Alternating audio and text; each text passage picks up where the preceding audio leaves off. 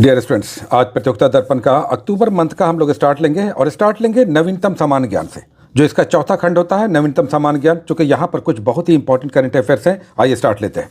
पहला ही पॉइंट जो बहुत इंपॉर्टेंट है, ये एग्जामिनेशन में आ सकता है और ये है पी हरीश को संयुक्त राष्ट्र के न्यूयॉर्क स्थित मुख्यालय में भारत का अस्थायी प्रतिनिधि नियुक्त किया गया है। याद रखिएगा, संयुक्त राष्ट्र में भारत के अस्थायी प्रतिनिधि नियुक्त हुए हैं पी हरीश। इन्होंने स्थान लिया है किसका? रुचिरा कंबोज का। प्रीति सूदन यूपीएससी की नई चेयरपर्सन नियुक्त हुई हैं। याद रखिएगा, प्रीति सूदन यूपीएससी की संघ लोक सेवा आयोग की नई अध्यक्ष नियुक्त हुई हैं। गोविंद मोहन देश के नए गृह सचिव। याद रखिएगा, गोविंद मोहन देश के नए होम सेक्रेटरी गृह सचिव अपॉइंट हुए हैं। उसका नेक्स्ट बहुत इंपॉर्टेंट है 70वां राष्ट्रीय फिल्म पुरस्कार।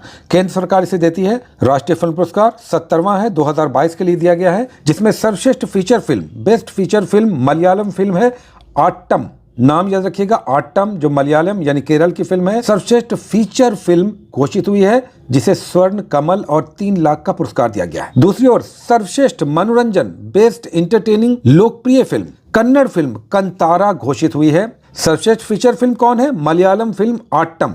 जबकि सर्वश्रेष्ठ मनोरंजक और लोकप्रिय फिल्म चुनी गई है कांतारा, जो एक कन्नड़ यानी कर्नाटक की फिल्म है। और इसी फिल्म के लिए बेस्ट एक्टर का अवार्ड दिया गया है ऋषभ शेट्टी को। नाम याद रखिएगा, बेस्ट एक्टर चुने गए हैं ऋषभ शेट्टी। साथ ही बेस्ट एक्ट्रेस का अवार्ड 2 एक्ट्रेस को दिया गया है। दोनों का नाम आपको याद रखना है, नित्या मेनन और मानसी पारेख। नित्या मेनन और मानसी पारेख, ये कौन है? सर्वश्रेष्ठ अभिनेत्री का पुरस्कार दिया गया है। हिंदी के लिए सर्वश्रेष्ठ हिंदी फीचर फिल्म घोषित हुआ है गुलमोहर। मनोज बाजपेयी इसमें एक्टर हैं। गुलमोहर फिल्म को सर्वश्रेष्ठ हिंदी फीचर फिल्म घोषित किया गया। किसके लिए? 70वें फिल्म पुरस्कारों के तहत। उसके बाद कुछ युद्धाभ्यास है, इसे आपको याद रखना है। खान क्वेस्ट मंगोलिया के साथ भारत का बहुराष्ट्रीय सैन्य युद्धाभ्यास हुआ है और यह मंगोलिया में हुआ है। याद रखिएगा, खान क्वेस्ट। तो आपको याद होगा कि मंगोलिया के साथ एक और युद्धाभ्यास होता है जिसका नाम है नोमेडिक एलिफेंट। मंगोलिया के साथ 2 सैन्य अभ्यास होता है, खान क्वेस्ट और नोमेडिक एलिफेंट। एक और युद्धाभ्यास है मलेशिया के साथ हुआ है और यह है उदार शक्ति 2024। उदार शक्ति 2024 भारत और मलेशिया के बीच मलेशिया में युद्धाभ्यास हुआ है। साथ ही मित्र शक्ति युद्धाभ्यास भी हुआ है 2024 में भारत और श्रीलंका के बीच। याद रखिएगा, उदार शक्ति भारत और मलेशिया, जबकि मित्र शक्ति भारत और श्रीलंका के बीच, ये भी श्रीलंका में आयोजित हुआ है। नवीनतम खंड यहीं पे समाप्त होगा। उसके बाद आइए राष्ट्रीय घटनाक्रम से स्टार्ट लेंगे अक्टूबर 2024 का प्रतियोगिता दर्पण का करंट अफेयर्स। राष्ट्रीय घटनाक्रम में भारत में आर्द्र भूमि यानी रामसर स्थल यानी वेटलैंड्स 85 हो गया। इनकी संख्या 85 हो गई है। 1971 में ईरान के रामसर में एक समझौता हुआ था आर्द्र भूमि से संबंधित, तो अब भारत में इनकी कुल संख्या 85 हो गई है। ये उच्च शिक्षा संस्थानों पर NIRF रैंकिंग जो शिक्षा मंत्रालय जारी करता है, शिक्षा मंत्री धर्मेंद्र प्रधान के द्वारा अगस्त में इसे जारी किया गया है। ओवरऑल रैंकिंग में बेस्ट उच्च शिक्षा संस्थानों में सबसे बेस्ट चुना गया है IIT मद्रास को, ओवरऑल रैंकिंग में। फिर अलग अलग श्रेणियों में विश्वविद्यालयों की श्रेणी की अगर बात करें तो IISc यानी Indian institute of sciences Bengaluru को बेस्ट यूनिवर्सिटी चुना गया है। कहां? NIRF रैंकिंग के तहत 2024 के तहत। लद्दाख में 5 नए जिलों का गठन हुआ है। याद रखिएगा, लद्दाख में 5 नए जिले बने हैं। इनका नाम याद रखिएगा, इनका क्रम आ सकता है। ये 5 नए जिले हैं जास्कर, द्रास, शान, नुब्रा और चांगथांग। नाम फिर से सुन लीजिए, 5 नए जिले हैं जास्कर, द्रास, शाम, नुब्रा और चांगथाम। अंतर्राष्ट्रीय घटनाक्रम में इंटरनेशनल करंट अफेयर्स में भारत के प्रधानमंत्री की पोलैंड और यूक्रेन की यात्रा हुई है अगस्त में। राष्ट्रपति द्रौपदी मुर्मू फिजी, न्यूजीलैंड और तिमोर की यात्रा पर गई हैं। Point to be noted, Bharat की राष्ट्रपति श्रीमती द्रौपदी मुर्मू फिजी, न्यूजीलैंड और तिमोर लेस्ते, तिमोर का पूरा नाम तिमोर लेस्ते है, जिसे ईस्ट तिमोर पहले कहा जाता था, इसकी यात्रा पर गई हैं। फिजी का देश का सर्वोच्च सम्मान companion of the order of Fiji इन्हें दिया गया है। उसके बाद न्यूजीलैंड गई हैं और फिर ईस्ट तिमोर, जिसे अब तिमोर लेस्ते कहा जाता है, वहां का भी सर्वोच्च राष्ट्रीय सम्मान दिया गया इन्हें, जिसका नाम है grand collar of the order of Timor Leste. तो 2 देश का सर्वोच्च सम्मान फिजी और तिमोर लेस्ते का भारत की राष्ट्रपति श्रीमती द्रौपदी मुर्मू को दिया गया है। हिंसात्मक आंदोलन के बाद बांग्लादेश में शेख हसीना की सरकार गिर गई है, तख्ता पलट हुआ है। तो नए कौन आ गए हैं?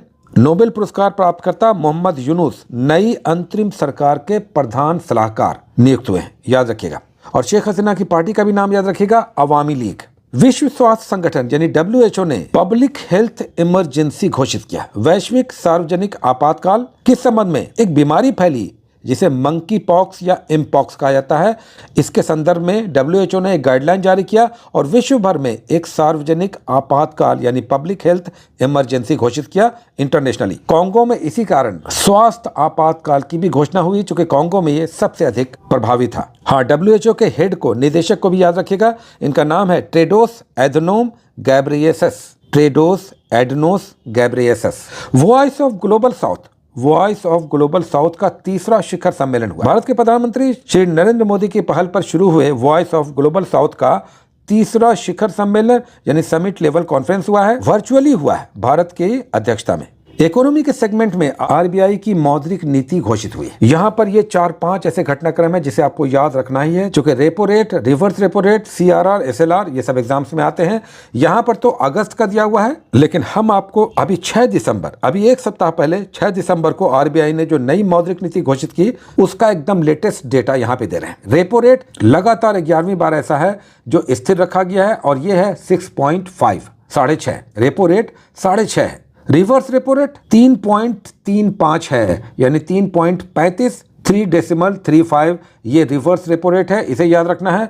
साथ ही CRR, कैश रिजर्व रेशियो, नगद आरक्षण अनुपात, ये 4.5 था, लेकिन याद रखिएगा अभी 6 दिसंबर को इसे 4% कर दिया गया है। CRR 4.5 था, इसे घटाकर 4 कर दिया गया है। यही एकमात्र बदलाव है, इसे आपको याद रखना है। अगर पूछेगा कि वर्तमान में RBI की मौद्रिक नीति के अनुसार CRR कितना है, तो 4% है, याद रखिएगा, और SLR 18% है। नीति आयोग की गवर्निंग काउंसिल का 9वां बैठक हुआ, अभी 9वीं बैठक हुई है दिल्ली में, और इसके लिए 2047 में विकसित भारत का एक खाका प्रस्तुत किया गया। नई सरकार भारत को 2047 तक विकसित भारत का स्वरूप देना चाहती है। इसके लिए नीति आयोग ने विकसित भारत एट 2047 रिलीज किया है। याद रखिएगा 2047 तक भारत विकसित देश बन सकता है। नेपाल पहली बार भारत को 1000 मेगावाट की बिजली निर्यात करेगा। Point to be noted. Cricket में महिलाओं का एशिया कप श्रीलंका ने जीत लिया पहली बार। याद रखिएगा क्रिकेट में महिलाओं का एशिया कप जो श्रीलंका में हुआ उसे श्रीलंका ने ही जीत लिया है। दूसरी ओर बहुत इंपॉर्टेंट, वेरी वेरी इंपॉर्टेंट, ये एग्जामिनेशन में डेफिनेटली दिखेगा, ICC यानी इंटरनेशनल क्रिकेट काउंसिल के नए चेयरमैन भारत के जय शाह चुने गए। गृह मंत्री अमित शाह के बेटे जय शाह ICC के नए चेयरमैन हैं। ये कौन थे? BCCI के सचिव थे, सेक्रेटरी थे, BCCI के सचिव थे। अब ये ICC यानी इंटरनेशनल काउंसिल के नए चेयरमैन हैं। 1 दिसंबर 2024 से इन्होंने पद भी संभाल लिया। एक बहुत बड़ा रिकॉर्ड बना है, बहुत बड़ा रिकॉर्ड T20 इंटरनेशनल क्रिकेट का बहुत बड़ा रिकॉर्ड बना है, और ये बना है 1 ओवर में 39 रन बनाने का। इससे पहले 1 ओवर में 36 रन बनाने का रिकॉर्ड भारत के युवराज सिंह का था, लेकिन अब एक नया रिकॉर्ड बना है, 36 नहीं 39 रन 1 ओवर में बने हैं, और ये बना है प्रशांत महासागरीय देश समोआ और वनातु के बीच खेले गए मैच के दौरान, जिसमें समोआ के डेरियस विसर, नाम याद रखिएगा, डेरियस विसर, जो समोआ ये ऑस्ट्रेलिया के पास प्रशांत महासागरीय देश है, इस देश के डेरियस विसर ने वनातु के खिलाफ 1 ओवर में सर्वाधिक रन का वर्ल्ड रिकॉर्ड बनाया है T20 क्रिकेट में, और ये 39 रन है। Very very important. टेनिस में आइए, Cincinnati open tennis tournament, important tournament होता है, सिनसिनाटी US में होता है। इसे जीत लिया है इटली के जैनिक सिनर ने। इटली के जैनिक सिनर ने सिनसिनाटी ओपन का टेनिस टूर्नामेंट जीत लिया है। महिलाओं में सबालेंका जो बेलारूस की हैं वो विजेता रही। एक और है, पेरिस ओलंपिक में कांस्य पदक जीतने वाले भारतीय हॉकी टीम के गोलकीपर PR श्रीजेश, नाम याद रखेगा, PR श्रीजेश ने संन्यास ले लिया है। किससे? अंतर्राष्ट्रीय हॉकी खेल से। तो ये भारतीय हॉकी टीम के गोलकीपर रहे हैं, प्रसिद्ध खिलाड़ी हैं PR श्रीजेश। बहुत बड़ा करंट अफेयर्स, इससे भी क्वेश्चन दिखाई दे सकता है, और यह है पेरिस का समर ओलंपिक। यहाँ पर तो 3-4 पेजेस में पूरा डिटेल्स है, ये अलग एपिसोड में हम बात करेंगे। आज केवल मेडल टैली कम से कम याद रख लीजिए, मेडल टैली पर क्वेश्चन आ सकता है, पिछले सालों में आता भी रहा है। तो टॉप मेडल टैली में अमेरिका है, सेकंड पोजीशन चाइना का है, थर्ड पोजीशन जापान का है। तो टॉप 3 कंट्रीज हैं, अमेरिका, चाइना, जापान। फिर से सुन लीजिए, अमेरिका, चाइना, जापान, ये टॉप 3 कंट्रीज हैं जो अभी हुआ पेरिस में समर ओलंपिक। भारत का पोजीशन याद रखिएगा 71, 71वां है। कितने पदक हैं? 6 पदक हैं। टोटल मेडल टैली में 71वां स्थान है, लेकिन मेडल कितने हैं? भारत के 6 मेडल हैं, इसमें 5 ब्रोंज हैं और 1 सिल्वर है। बहुत इंपॉर्टेंट है, एकदम ध्यान में रखिए, एक भी गोल्ड नहीं है, 1 सिल्वर है और 5 ब्रोंज है, टोटल 6 मेडल इस ओलंपिक में भारत ने जीता है। इसका डिटेल्स आगे दूसरे एपिसोड में हम आपको देंगे, चूंकि इसमें बहुत सारे करंट अफेयर्स हैं जो इसमें नहीं, अलग से किसी एपिसोड में हम देंगे। ये हो गया स्पोर्ट्स से संबंधित और कुल मिलाकर अक्टूबर 2024 का प्रतियोगिता दर्पण का करंट अफेयर्स। अपना ध्यान रखिए, रिवाइज करते रहिए, पॉजिटिव रहिए। एग्जाम निकालना है, ये मन में भर लीजिए, इतना बड़ा मौका अब सालों बाद आएगा। बहुत सारी शुभकामनाएं, all the best, take care.